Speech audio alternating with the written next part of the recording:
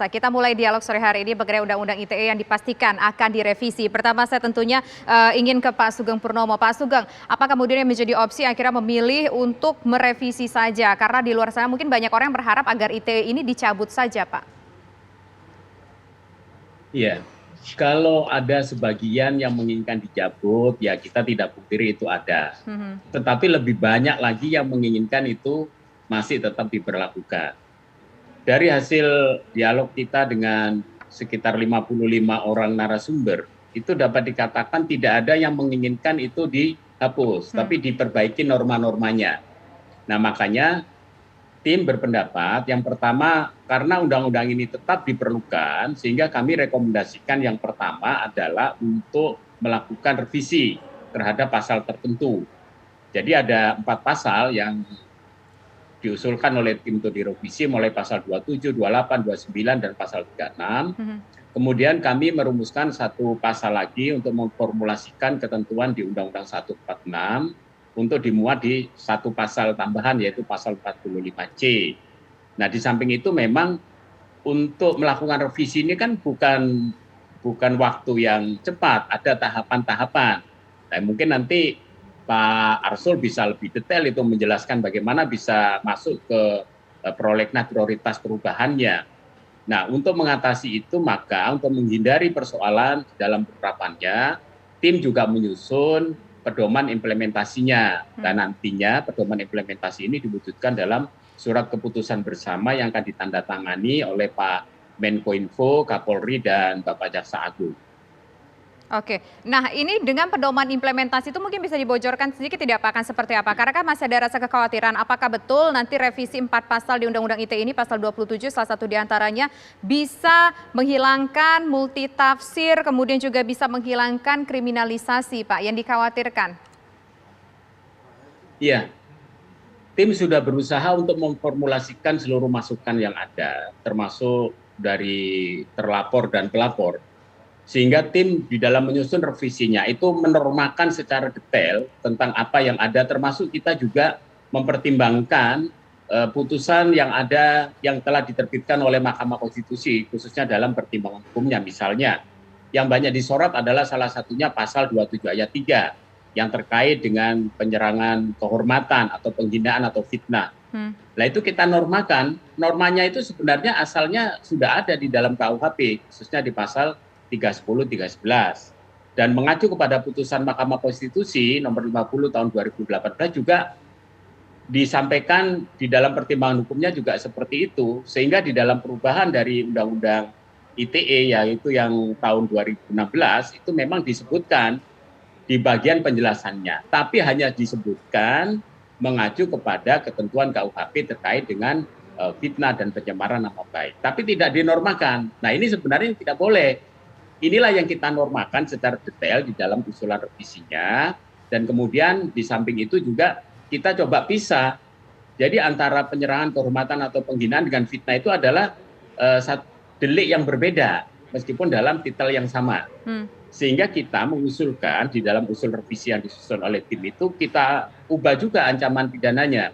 Jadi kalau pencemaran nama baik atau penyerangan kehormatan yang awalnya di ketentuan Undang-Undang 19/2016 sebagai perubahan dari Undang-Undang 11/2008 itu 4 tahun. Tapi kami mengusulkan hanya 2 tahun. Tetapi untuk fitnah tetap kita usulkan 4 tahun. Jadi itu pun dengan beberapa data dan masukan dari teman-teman koalisi bahwa di dalam praktek penegakan hukum sampai putusan pengadilan itu hanya berkisar bulanan. Nah, sehingga itulah yang kita jadikan katakanlah pertimbangan untuk menurunkan ancaman pidananya. Di samping memang di dalam KUHP itu untuk ancaman pidana, tindak pidana yang terkait dengan pencemaran nama baik itu hanya 9 bulan. Jadi kita naikkan menjadi 2 tahun setelah kita turunkan dari ancaman pidana awalnya 4 tahun. Oke, baik. Nah, sekarang saya ingin ke Pak Arsul. Pak Arsul, komentar Anda sebagai wakil rakyat soal revisi Undang-Undang ITE ini ada 4 pasal. Saya melihat bahwa ikhtiar yang dilakukan oleh pemerintah dalam hal ini yang diinisiasi oleh Pak Menko Polhukam dan jajaran itu sebetulnya sudah merupakan roadmap ya, peta jalan untuk merespon banyaknya komplain, keluhan, ya, kritikan dari berbagai elemen masyarakat sipil terkait dengan proses-proses penegakan hukum yang dilakukan oleh penegak hukum kita di dalam menerapkan pasal-pasal pidana di Undang-Undang ITE ini.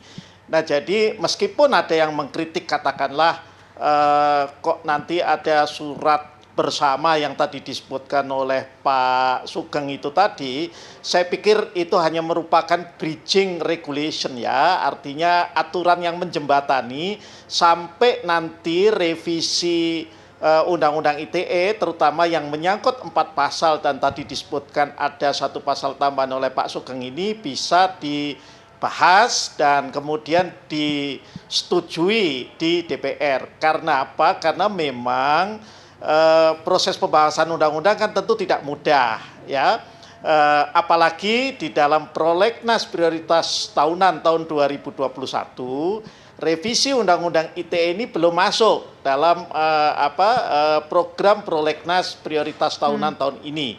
Nah, jadi tentu nanti langkah pertama kalau ini di lingkungan pemerintah itu sudah final, maka tentu perlu nanti pemerintah, dalam hal ini Pak Menteri Hukum dan HAM selaku koordinator legislasi pemerintah untuk kemudian memasukkan terlebih dahulu ya RUU tentang perubahan atas Undang-Undang ITE ini ke dalam prolegnas prioritas tahunan. Biasanya di pertengahan tahun bulan Juli ya itu ada review ulang atas prolegnas prioritas tahunan. Tapi intinya kami yang di DPR menyambut baik ya rencana atau bahkan sudah diputuskan oleh pemerintah untuk merevisi beberapa pasal terutama yang terkait dengan pidana di Undang-Undang ITE. Ini memang diperlukan saya kira untuk menata ulang, nanti tentu perlu diharmonisasikan dan disinkronkan ya dengan yang ada di RKUHP ya. Saya kira ini momennya pas karena kami juga akan menyelesaikan RKUHP dalam tahun 2021 ini juga, Tisa. Oke, baik. Berbicara soal RKUHP itu juga cukup menarik. Ada satu isu juga yang mungkin menarik untuk kita bahas. Tapi nanti ya Pak ya, usai jeda berikut. Kami akan kembali sesaat lagi.